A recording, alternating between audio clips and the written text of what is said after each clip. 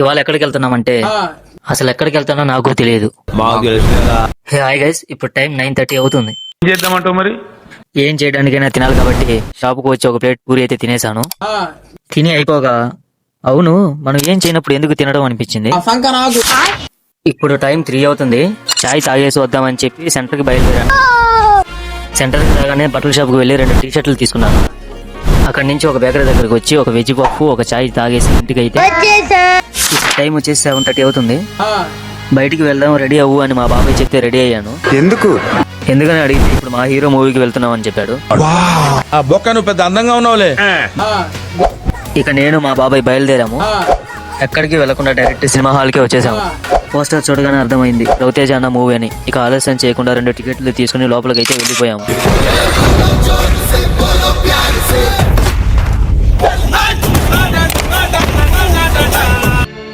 Movie అయితే చూసేసాం. ఇప్పుడు time 11:30 అవుతుంది. ఇక ఇంటికి అయితే వెళ్తున్నాం. ఓకే గైస్, నెక్స్ట్ వీడియోలో కలుసుకుందాం.